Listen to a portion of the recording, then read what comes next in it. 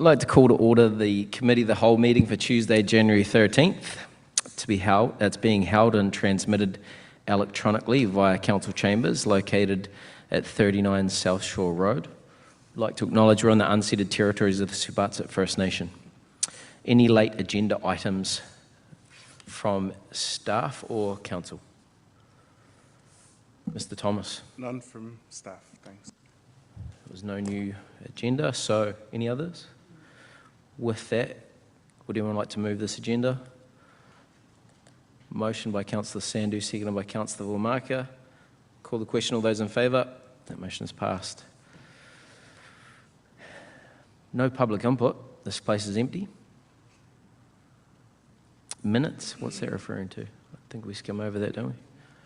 Business arising and unfinished business. Anything? No delegations or representatives. This is going quick. We have correspondence.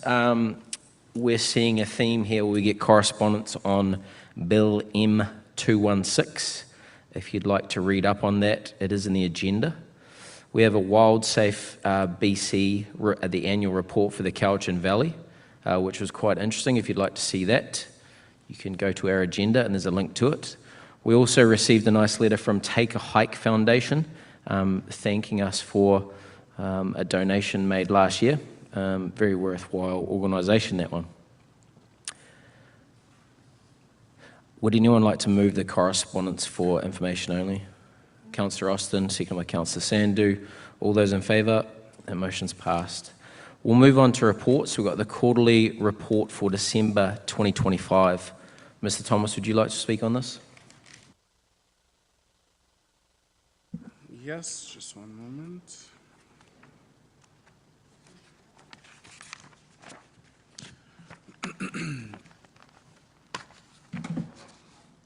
As Council will see in the quarterly report, we had quite a busy last quarter from September to December.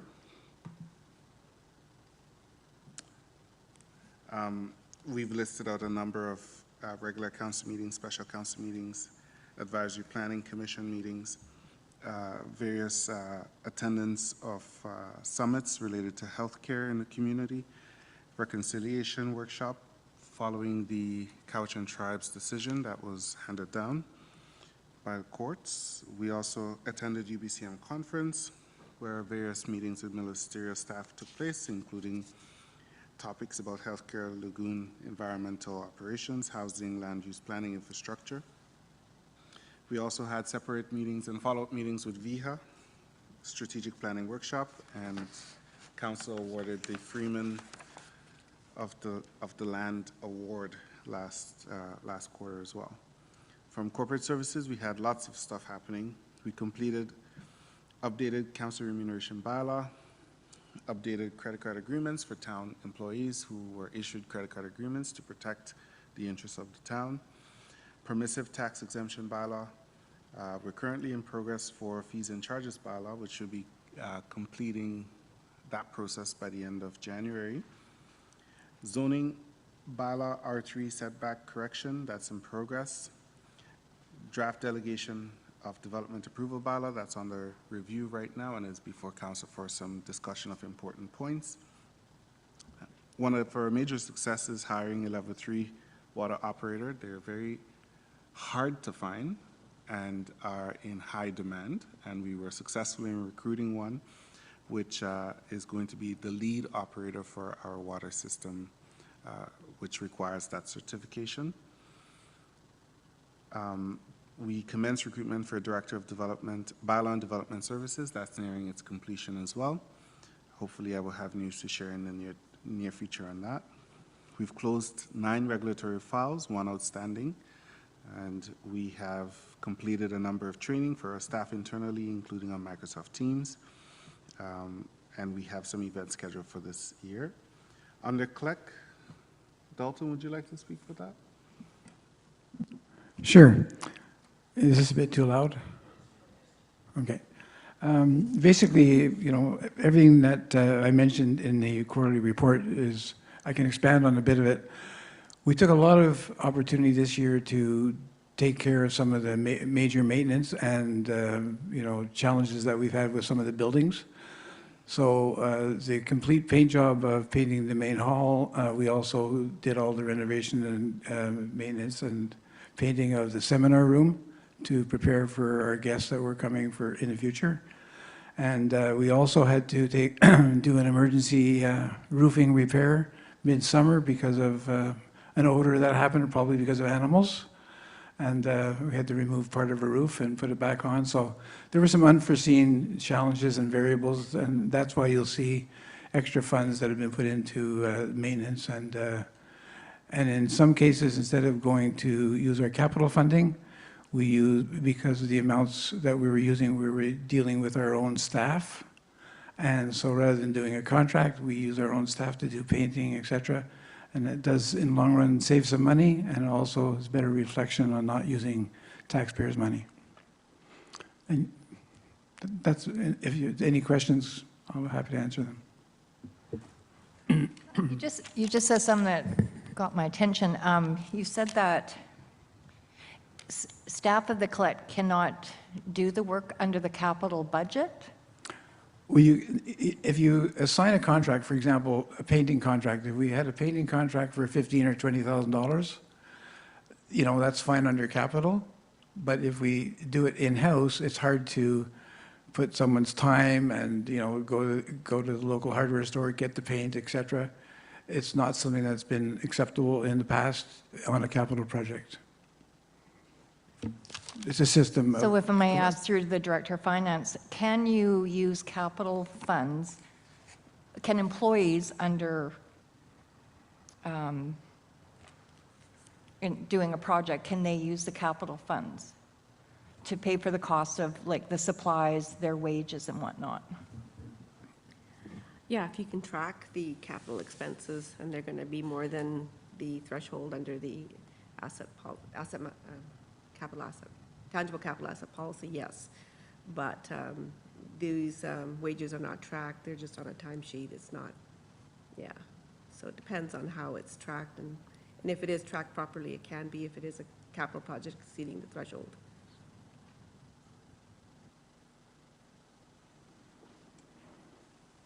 Anything else from you, Dalton? If there's any other questions, I'll be happy to answer them.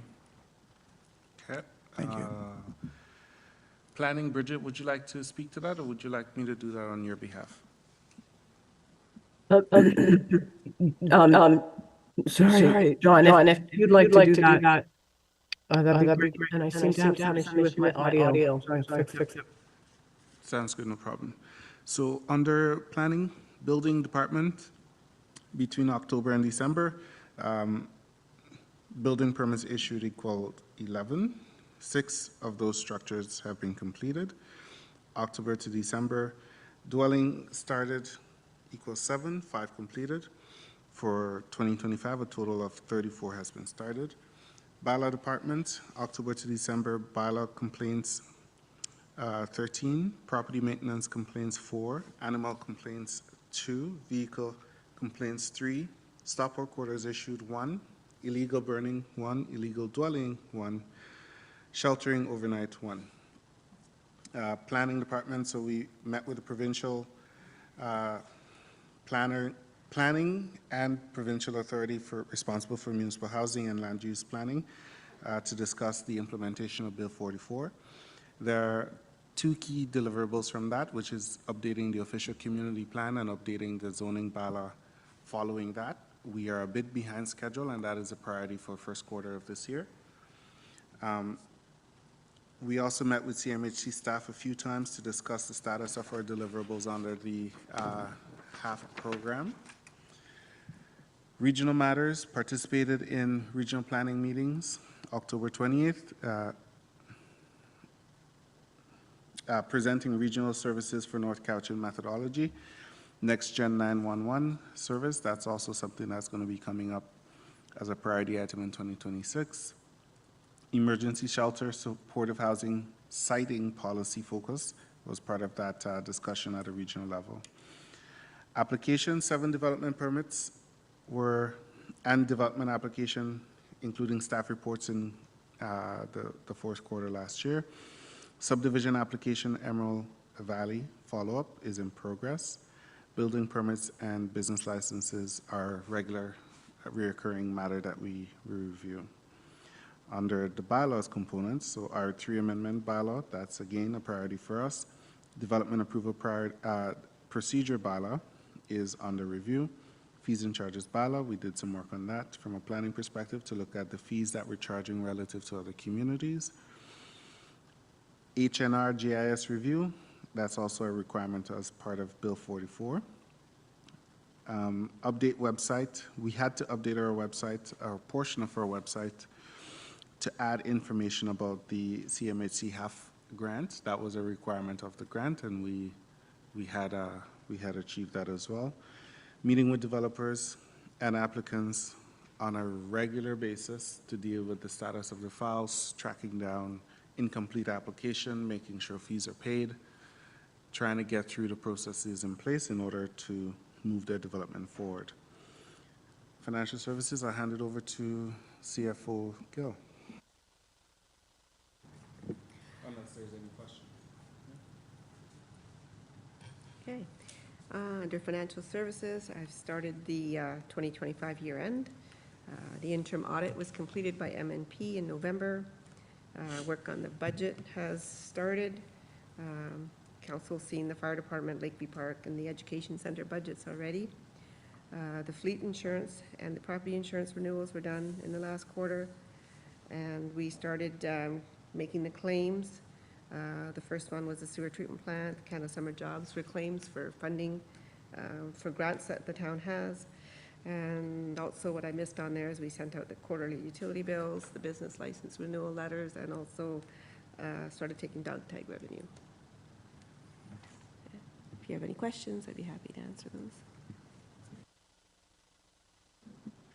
Under protective services, I'll do this for Doug as he's not here tonight. Operational and administrative, they had 3 business meetings. Officer duty shifts covered, 21. Training practice held, 9. Apparatus truck checks completed, 4. Emergency response activities, they had first responder 5 calls, lift assist 3, medical aid 2, overdose 1, 1 cardiac arrest. Fire life safety fire smoke incidents, they had 6. Structure fire, 1 mutual aid request fulfilled. Alarm activation 3. Rescue, public service, and others. So motor vehicle incidents, they had 8. That is a substantial amount of call out for that. River rescue 1, and that's one of the most dangerous type of engagements our fire department can perform. Public service call 1, hydroelectrical troubles 3. And if there's no question, I'll hand it over to Jazz for Public Works. So Public Works, we continue on doing inspections and repairs on all our facilities. Recently, we did some work on the Saywell dock. The walkway, the slip, the grit was all wore out, so we had to redo that for safety purposes. Duck Pond pedestrian bridge, we installed new lights on it. And around town, there's several other lights that were out, so we've caught up on all our light repairs. The Katsa Health Center, or the health building there,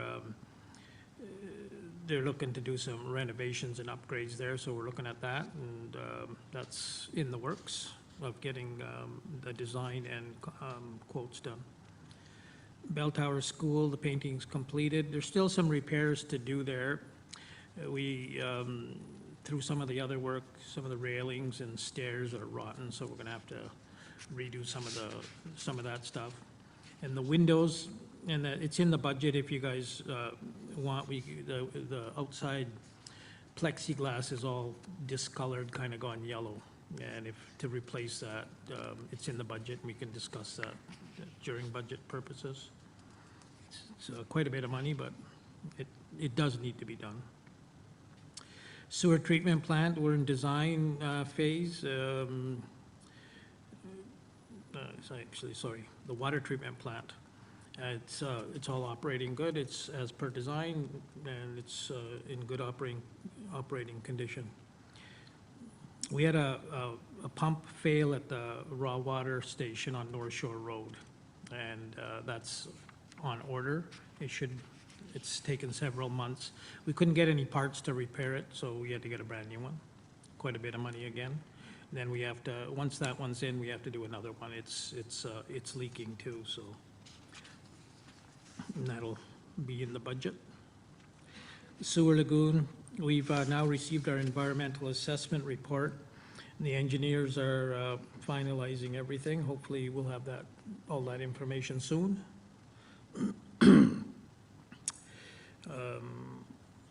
We're planning on some water line upgrades for 2026. Again, it's in the budget if it's allowed, if we have the funding to do that. And we need to, it was in last year's budget, we never got at it. We need to redesign the water main from the reservoir coming down to the duck pond and across the river. So that, would like to do a design for that this year. That's about it. Just on that new water pipeline coming across the river, I know there was chat about having a footpath in behind the Talus building towards, from here, from the town office, to the Duck Pond Bridge.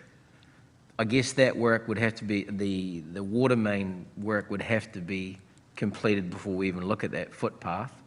And is that footpath still in the plans? It's still in the plans, yes. Yep. You'll see in behind the Talus building, that fence, when they put it up, it was put back a few yards so we can get through there. Right.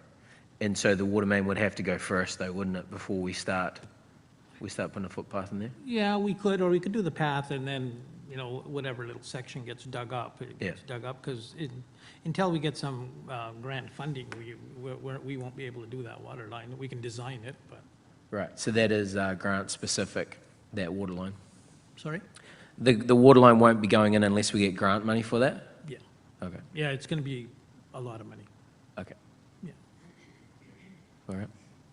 Any other questions? No? Would you like to proceed on the emerging issues, Mr. Thomas? Sure. Under emerging issues, so one of the items I mentioned earlier is the OCP review, include climate adaptation and meeting the requirements of Bill 44. That also speaks to density bonus and rental-only zoning review. We also need to prepare an RFP for council's reference on part of that work, because that may require external support.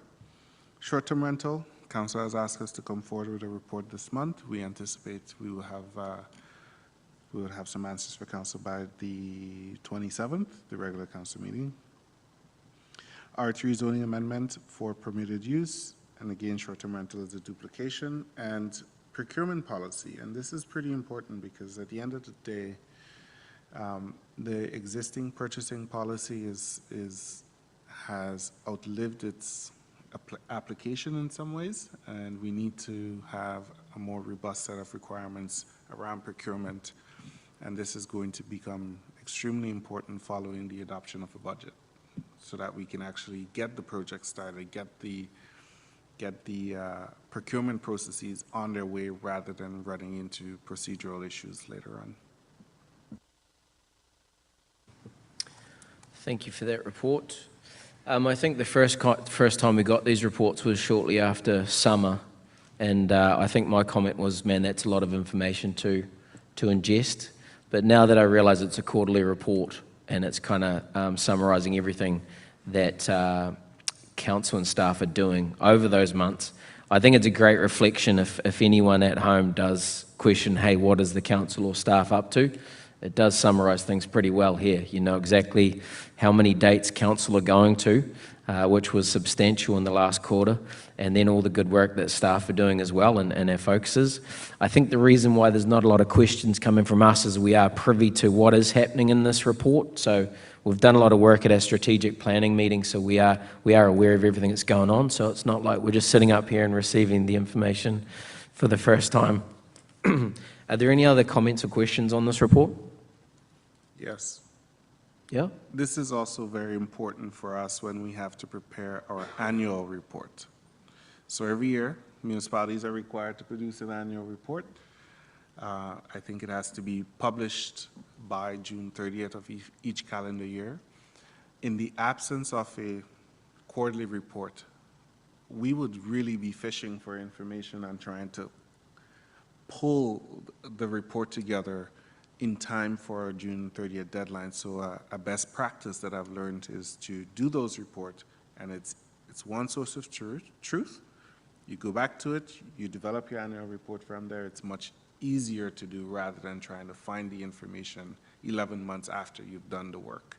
And it also, yes, you're correct, it shows what council has been up to. This is just a highlight. This is not everything that council has done or everything that staff has done or is doing, but these are just a significant highlight of where we have spent our time. Thank you for that. And we just file that just for information? No action needed?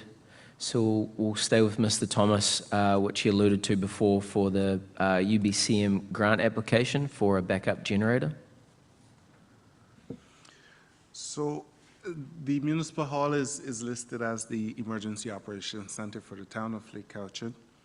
However, this facility does not currently have a backup generator unit with it, which means that it is vulnerable to loss of power should we lose electricity in the community in this particular area.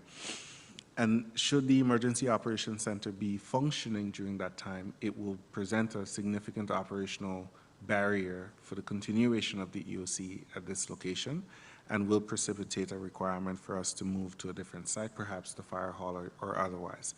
But again, it's never best practice to have, for example, an EOC based in the fire hall if that fire hall is also a staging ground or an important center for an emergency response like a wildfire, as an example. In 2025, the regional EOC stood up in this very chamber in the town of Lake Cowichan in response to the Underwood wildfire. And again, we're looking at, should council approve the addition of a generator to this building as part of its budget consideration for 2026, we are always as staff looking for ways to reduce the cost to taxpayers, to the municipalities. UBCM offers a grant with a maximum, a 100% grant with a maximum coverage of up to $30,000, and staff is interested in pursuing that. So we're looking for council support to fulfill that requirement.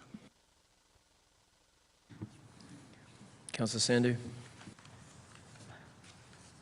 My question went away for a second.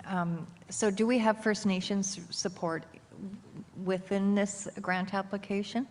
We do. We have asked for a lot of support, and they have granted one. And would you note that we had to have this center open, like, as part of the grant, like, when that emergency, that fire emergency, like, whatnot last summer? Like, would that not showcase, like, I know the area wasn't here, but just say they were set up here and say something happened to the town where we lost some power, like, it's just a point that we have used this facility as an emergency center. And it's critical to have an EOC identified well in advance of an emergency, and it's even more critical to make sure that the EOC is capable of handling different types of emergencies. You know, the normal, it is normal to expect that in a disaster there are many unknowns. For example, I worked in a municipality where power was lost in the community for almost 24 hours. And at the time, the municipal water system, particularly the wells, did not have backup power. And the reservoir almost ran completely dry. Now, following that particular incident, we did an after-action report that highlighted the need for emergency backup power at the water treatment plants, at the wells, which prevented a future reoccurrence. So this is a preventative, strategic ask to put backup power in the EOC. Now, there is the added benefit of having backup power for the municipal office administration as well, which is the core point of contact for many of our electronic systems, core point of contact for the function of government, for council, and for the administration, including our servers and stuff. So it really makes sense. Councillor Vormarker? So even if the grant, whether we're successful or not, are we putting this in our 2026 budget? Great question. We will be proposing that as staff, but whether it's funded, whether it's a priority for council is a different question. But we will recommend that. Just through to our CFO, is this a grant that we have received before? I thought we did have this grant before, but we didn't use it. Is that right? And sorry, and just to follow up, does this have a expiry date as well if we do get it? We did have a grant before. I'm not sure if it was this exact one. I think it is, but, most grants do have an expiry or a deadline date that they must be used by. Thank you for that. Okay, so we have a recommendation here. Would anyone like to move that council authorise staff to apply to the UBCM Community Emergency Preparedness Fund EOC equipment and training program for up to $30,000 to purchase and install a backup generator for the Emergency Operations Centre, and that council commit to supporting and managing the program if the grant is approved? Moved by Councillor Marker, seconded by Councillor Austin. Any discussion on this? So just with that last line, and that council commit to supporting and managing the program if the grant is approved, does that mean that we have to approve it in the next budget cycle? Have to approve it in the budget cycle? No. It will. So this allows us to apply for the grant. If we get the grant, it's an indication from the municipality that it is a priority and it will be done, right? If we get the grant and council changes its position on the grant, we could return the funds. Thank you. Any further discussion? I'll call the question. All those in favour? That motion is passed. Thank you for that.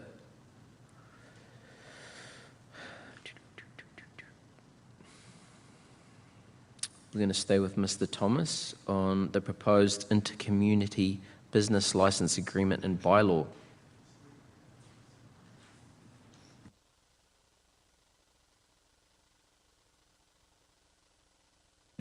Thank you, Mr. Chair. So over the last few months, various communities across the island have come together to discuss updating the intercommunity business license agreement and bylaw. I will spare council the details of the report, but as you will see, there's a table on page 2 of that report that highlights which community has the program in effect. Lake Cowichan does have that program in effect, in addition to a separate program with, I believe, Duncan, North Cowichan, and Lady Smith as a separate intercommunity business license program. This is allowed under the community charter for municipalities to create these schemes or programs. This has been done in partnership with the province because they're also a partner in this particular program, and we're looking at updating the existing bylaws in place. I wouldn't go through each page of the agreement, nor would the bylaw, but I refer council to those documents. Okay, there's a recommendation that we bring forward for adoption at the next regular council meeting, that council directs staff to place the draft intercommunity business license bylaw on the agenda of the next regular council meeting for consideration of first, second, and third readings, and to undertake all required statutory notice prior to final adoption. Would anyone like to move that? Councillor Sandhu, seconded by Councillor Vormarker. Any discussion on this? If that, I'll call the question. All those in favour? That motion is passed. Next, we have the building inspection report, summary report for December 2025. Any discussion on this? No, it's recommended that we accept this building permit summary report for the month of December 2025. Is there any motion needed for that, or it's just no? We're accepting. Next, we have the fire department incident report, which was some of the incidents were highlighted in the quarterly report. There is a recommendation that the Committee of the Whole recommend to Council that the staff report be received and the amount of $7,386.77 be approved as presented. Someone like to move that? Councillor Austin, seconded by Councillor Sandhu. Any discussion on this? Seeing none, I'll call the question. All those in favour? That motion is passed.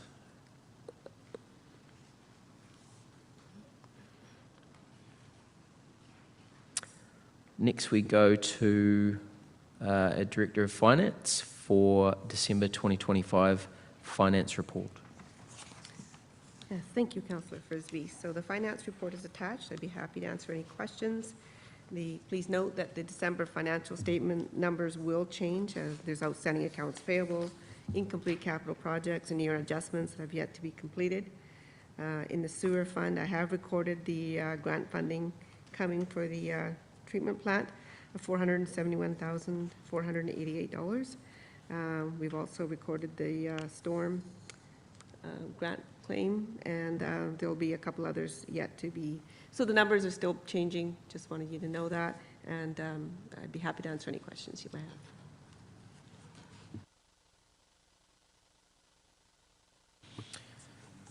Any questions on the finance report? None? Anything else to report on that? Yes, I can comment a bit more on the revenues and expenses, page 1 and 2 of the financial statements. As you can see, the tax revenue collected there, $2.9 million. The building permits and that, there's been more building and construction than anticipated. That's at 259% of budget. Interest revenue is there at $582,000. So this is the revenue for the entire 12 months. Some of it will go down a little bit because I'll move some of it to the community works funds and that are sitting as deferred revenue on the financial statements. Just on that, if I may. So I know that that is a big portion of our income every year. I don't know if you've got this information with you, but how much have we depleted that grant or the grants and reserve investment this year? Like, are we going to see a big decrease in that in 2026? Well, there was some capital projects that didn't happen, like the Public Works building, the truck shed roof. That was about, I can tell you, 600 and some odd thousand budget that wasn't spent. So that money is all sitting and earning interest revenue rather than being spent.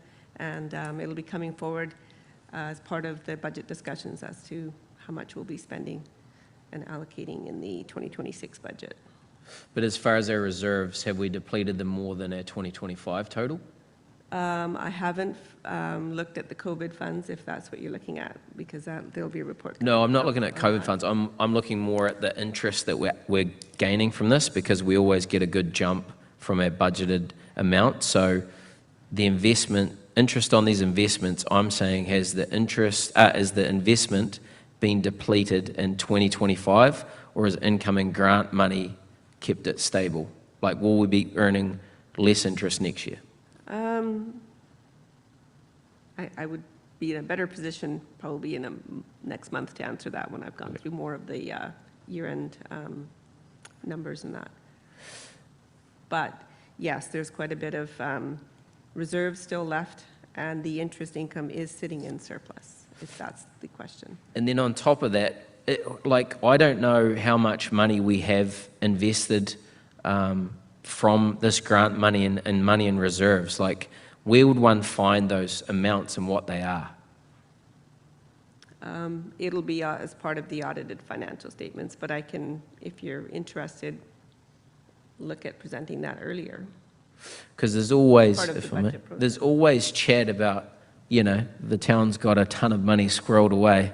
So it would be great to see exactly what those totals are so we can start talking in correct numbers instead of I heard you've got however many million in reserve. So it would be great to be armed with those totals, right? So we can talk in facts. Sure. Those will be certainly brought forward during the budget process, and it will become a standard practice of us to do that. So when we're looking at the monies that are invested by the municipality, we need to distinguish between committed funds and non-committed funds. Committed funds would be grants from all sources for all different projects. If we're not spending it immediately, we will put that money aside in a reserve account for investment so it can generate some interest. And I understand what you're asking for, and we will bring that forward. Okay, so continuing on, other revenue, there was some rebates and some other information, like ICBC refunds on the fleet insurance that have gone in there. So it's a little bit higher than budget.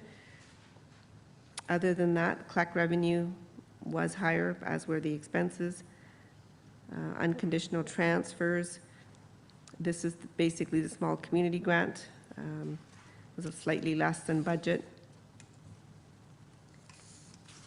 And then flipping over to page 2, there's nothing really all that exciting there. Lakeview Park expenses are more than, and CLEC expenses are more than budget, but revenue was up as well, although I think it does end up in an overall deficit position.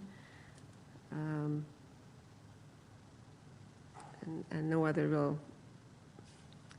large items there to report on, but if there's any questions, I'd be happy to answer them.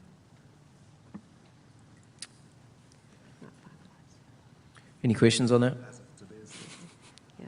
So as of December, it's showing a $1.2 million surplus, and we had budgeted a 1.15 deficit, and that is due to incomplete capital projects mostly. You want to comment? Councillor Sandu? I just have a comment. That reading this weekend I noticed that the CLEC is in a surplus as of December 31st, and I know that can change, but it was just nice seeing, I know, but it was just nice seeing it on paper once, okay? That's all I'm going to say but yeah. Maybe I should comment, Dalton and I were looking at the wages for the maintenance. They were charged to Lakeview, and they should be moving over to CLEC, so CLEC will be in a deficit, and Lakeview will be in a surplus, which is the norm. So that will be a change that you'll see in next month's report. I did notice that, but just thought that there was more work done.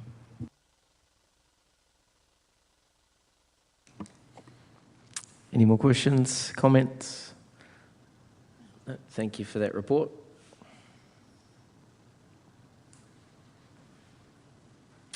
I didn't have a link on this next one, but budget timeline update. Mr. Thomas, would you like to speak on that?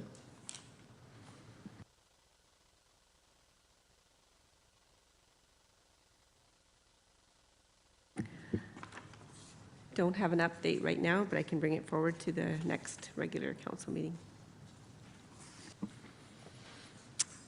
Thank you. And we move on to planning, temporary use permit for 87A South Shore Road. I believe this is just the notification that's been placed where we will address this at a future regular council meeting. Am I correct? That's correct. There are two things. We will be doing the temporary use permit application on January 27th, regular council meeting, not June. And we would also be initiating a zoning bylaw amendment to address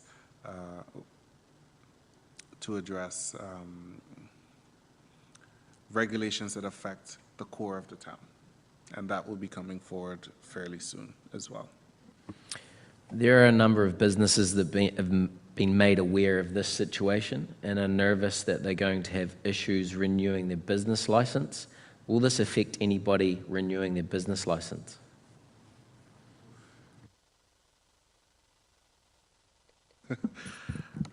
We will work with all the businesses. I understand that the regulation may pose some challenge, but we will try to work with all the businesses so that they are not negatively impacted. At the end of the day, the decision on the regulation will be a council decision to make. It will be very helpful if council was to express its position on the issue so as to give the administration greater comfort in navigating those business license application questions. Just one question that I have to ask. This is only one business in a building that holds 5 businesses. That's So my sh- understanding, yes. So should we not be looking at the whole building? So we're for the this zoning? temporary use application is dealing with the specific business owner that came forward. The rezoning or the zoning amendment that I mentioned earlier will deal with the substantive issue for the entire corridor. Okay, Yes, thank you. for everyone. I'm also suggesting that council perhaps pass a motion expressing or direction or support for staff in how it should navigate those business license inquiry that may come forward in the interim of council actually changing the zoning bylaw to give everybody comfort that this is going to be a non-issue rather than leaving it up in the air and staff having no clarification as to how to navigate that and coming back to council with each inquiry. So as far as direction from council, I mean, to me, this has been portrayed as someone not ticking a box and it being an oversight. And I think that common sense will probably prevail in most of this while not affecting businesses whatsoever. Is that a realistic expression on how this situation's going? That is my understanding. Again, I don't have the benefit of recalling how it all unfolded because I was not here. But that being said, I'm here to fix it. And again, the only body who could make that decision is council. So if council expresses reservations about fixing this issue, regardless of how it came about, then that is going to put the administration in a position to constantly check. Whereas, if council expressed to the administration and to the community and the businesses at large that this is an administrative error and it wishes to actually resolve the issue and move forward, it gives us greater comfort. Right now, we don't have any direction. So we're asking for it. Yes. To me, this is a straightforward process, but I understand why you're asking the question. So we would like a direction to staff. Could you word that for me, what you're looking for? I'm getting lazy these days, aren't I? Be it resolved that staff bring forward a zoning amendment at the earliest opportunity to address the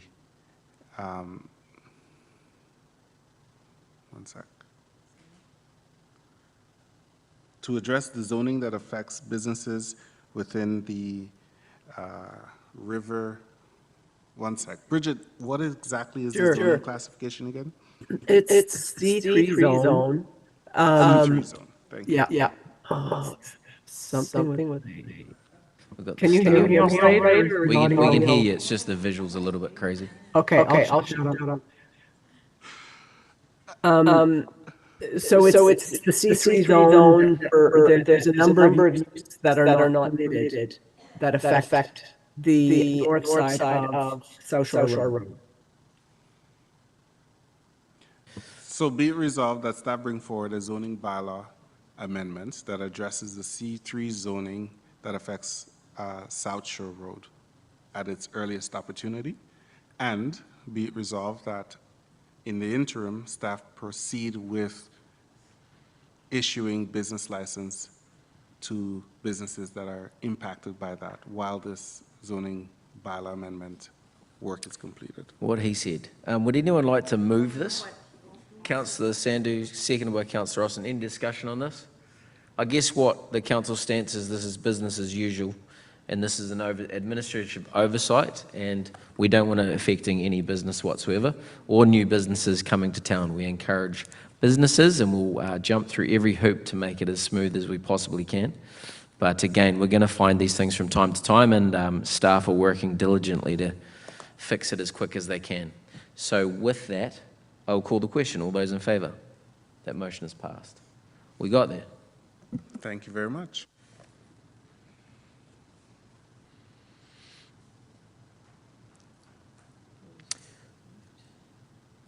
Next up, we have the proposed development approval procedures bylaw number 1125. Who would like to speak on this? Ms. Reynolds? Yeah, I'll speak on it. I see my video is also kind of messed up. That's okay. We can hear you fine. Okay, right of my stuff. No.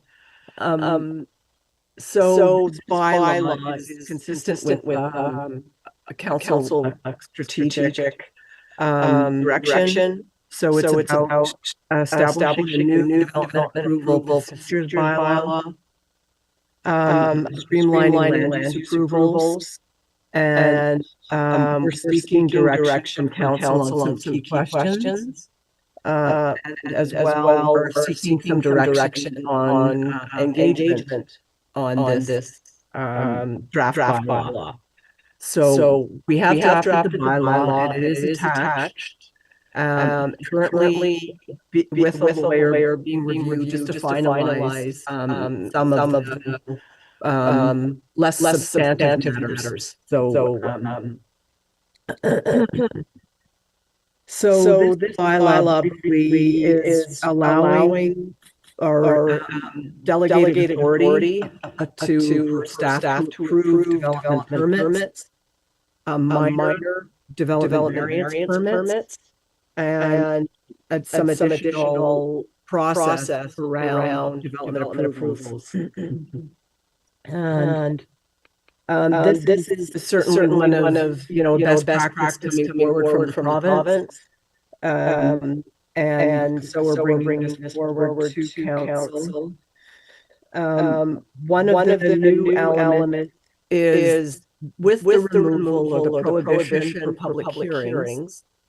The suggestion or the recommendation of the bylaw is to require public information being earlier in the process.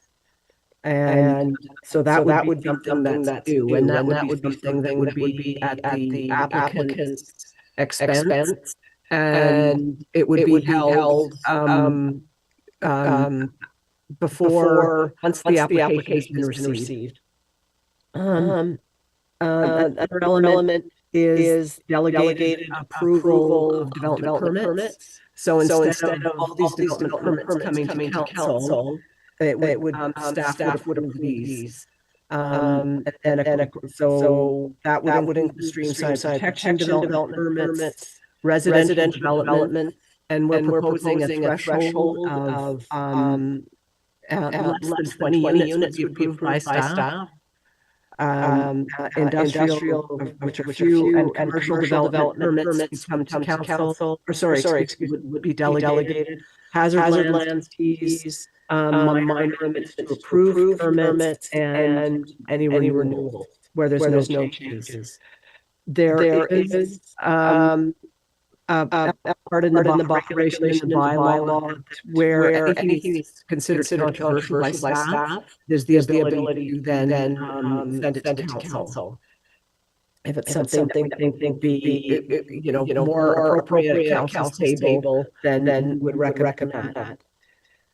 The delegated minor DPs, they are intended to be minor in nature. And there's a number of different elements that it addresses, and that's section 13.4 of the draft bylaw. But it deals with citing of things, so setbacks, some off-street parking, screening and landscaping requirements. So we did discuss it a couple of times with the APC, and their comments have been incorporated into the draft bylaw. And on page 5 of the staff report, there's a number of questions from council. So the delegation approval for DPs apply to all development permits, or should some limits established? And for example, the one that has been established is a maximum of 20 units, less than 20 residential units. That would be approved by staff, but anything else would be reviewed by council. To just get confirmation from council about the criteria for minor development variance permits, and that's section 13.4. We're also on council if there's support for the requirement for public information meetings for OCC zoning amendments and temporary use permits. And the bylaw also does not include any notice for development permits or minor variance permits. And so we like council's confirmation on that. And all temporary use permits would be considered by council, and that would not, they're not proposed to be delegated. So then if we go to, I'll just give the options. So we're seeing the responses to the questions that are identified, and then also the next step. Again, depending on council's direction, would be to send the bylaw to local area builders and developers in broader community to seek their input, unless council has some other thoughts on public engagement. Thank you for that. So I'll just throw my 2 cents on this in here. It's a lot of it. So we received this on Friday. This is a lot of information that we have to dig through, and I personally need more than 2 business days, and I'd rather have a sit down with staff and go through some of the nuances of this, and also what other councils do in this situation. So I'd rather have a chat with staff before I proceed on this, even if we were to take option 2. And send the draft bylaw out to local builders and developers to try and get the feedback while we come up with this. But there are some certain things in here that I'd like to do more homework on before I would want to grant first and second reading. But that is just my 2 cents. Is there any other discussion on this from council?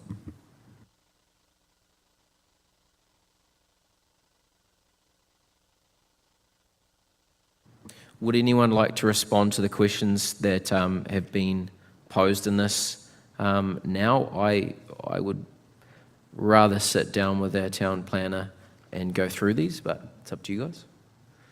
No? So what I'm reading into this is that, so what I'm kind of looking for is someone to move the option 2 recommendation. I'll move option 2. So that is send the draft bylaw to local area builders, developers, and the broader community to seek input and provide council with the feedback for development approval procedures bylaw number 1125. Just through to Ms. Reynolds, does that make sense if we were to just go with option 2 for the time being while we gather more information? Or is there timeline constraints on this? No, there's no timeline constraints. It would be, just to have a conversation or seek input from community in terms of what their thoughts are. And I think it would be somewhat high level, because as you say, there are some nuances, but the ideal that we're trying to achieve here is to streamline and speed up the approval process. For development permits. May I suggest? Mr. Thomas, yep. I agree. There's a lot to digest in this particular bylaw in the time period that it was shared with council. I recommend that council study this over the next month, bring this back at COW in February, or Committee of the Whole in February, and provide responses to those answers. By then, we could reasonably, hopefully, engage the business community or the developer community as well. And so you have a rich discussion in the form of a workshop, perhaps, at a Committee of the Whole, where we go through section by section, what the bylaw actually is designed to do. And again, the entire intent was following council's direction to simplify development approval processes for minor development approval applications. That's what this does, but there is a substantial amount of work done on this bylaw, and I thank Bridget for leading that work right now. I incorrectly and rudely didn't ask for a seconder on that motion. Can I have a seconder on that motion? Seconded by Councillor Sandhu. Any further discussion on this?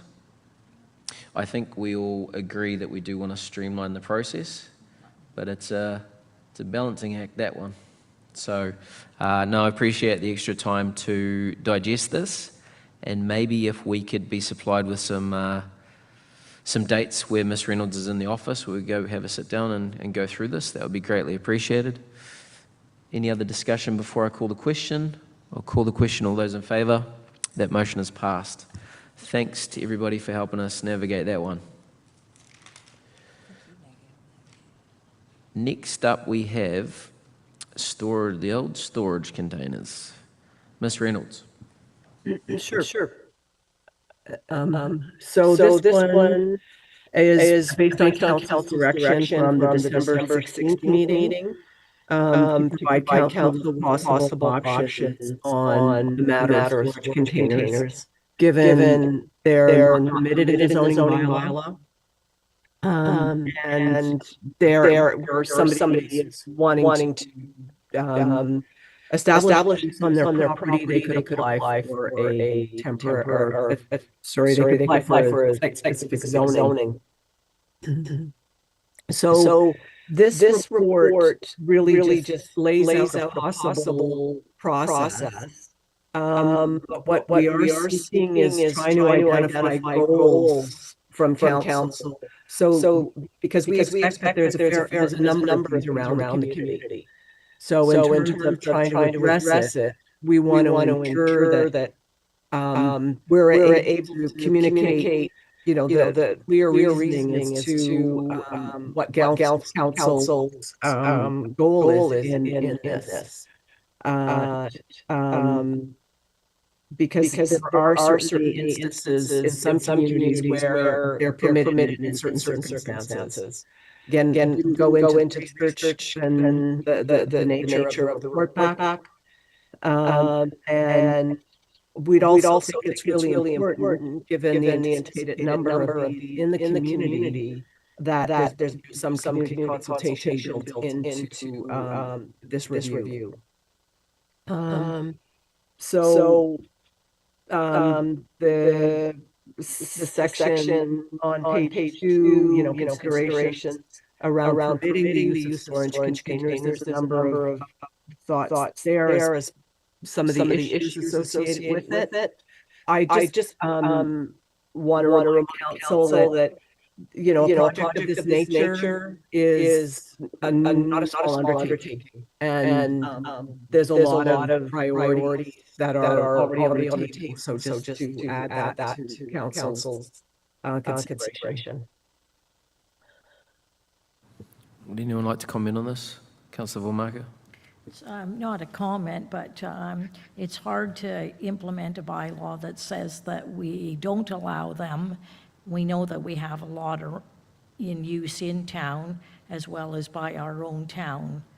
And so I would like it if we could gather an inventory of where they're being used and why, so we have a better understanding before we go further. If we act on our bylaws, then we have to have everybody's removed, which would include 2 of our own. But if we let people have the storage containers and they start popping up everywhere, then we're not acting on our bylaws, which we should be enforcing as well. So we're kind of in a limbo situation here. We have to go one way or another, I feel. Councillor Sandhu? Is this a priority of council to have this bylaw looked at right now? For me, it's not, but I think a start would be an inventory around town. And I don't know, like, we have Public Works out in their trucks every day in all areas of the town. Would it be appropriate for them to kind of pinpoint areas and report back to the Public Works Superintendent and then to our CAO, just what they've found, and not ask questions as to why, what have you got in there or anything like that, just a visual from the road, this address, whatnot. I'm just wondering if that would be at least a start to find out a number. We could certainly do an inventory. I think that's the easy part of the conversation. This will take a couple of months for us to complete because of the vast nature of the inventory we need to count, but yes. Just so everyone's aware of why this issue was raised, was there was a building that was constructed that had a storage container as part of its structure, and that's why this issue's been raised. I guess I'll just ask my fellow councillors, once we get an inventory of how many containers there are in town, what will we then do with that, or what is your intended use of that information? I think to get some information from other municipalities in their bylaws, and I just think honestly have a conversation of the current bylaw and what we want to do in the future. And just so I'm clear on enforcement, at the moment this would be complaint driven as far as enforcement, or is there no enforcement whatsoever on CCANs?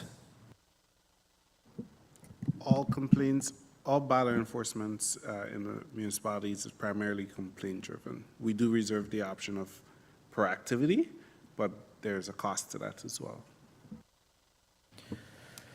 So currently we have a bylaw in place that does not allow CCANs, and it's a complaint-driven process. So if someone complains about it, then it's addressed. I think this could be a bit of a waste of resources. I think that the status quo should be how we're dealing with this, especially with priorities. I think if it does end up at the council table like it did with that building, where someone's trying to build around one and people aren't happy about it, but that's just my take. If there's someone that would like to move any of these options, I'm all ears. Councillor Sandhu. There's no options, but I just think, I don't know if it needs to be a motion or direction to staff just to start a visual list. There's no time deadline, just start a process, and when there's time to get to this bylaw, then it'll get brought to council. So I was just looking under possible paths. So maybe what you're motioning is a review, gather an inventory of storage containers use around town to understand the extent, and also review how other local governments are regulating storage containers. Yes. That is the motion. Do we have a seconder? Councillor Vormarker. Any other discussion on this?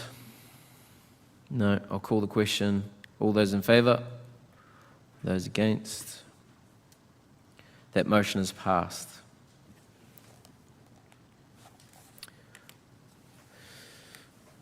No new business tonight? Not that I'm aware of. Notices of motion? Not seeing any.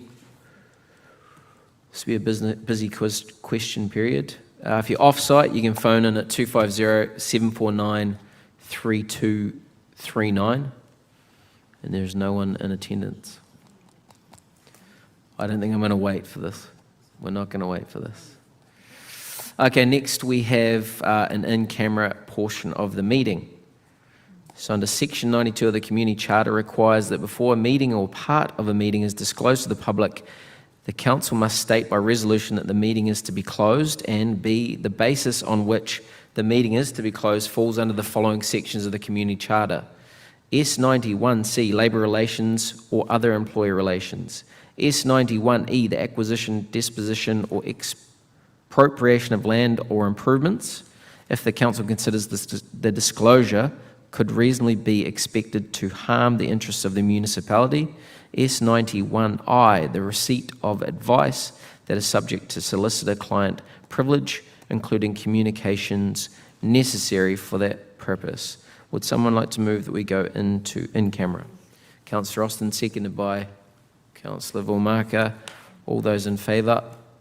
The motion is passed. Thank you, everybody.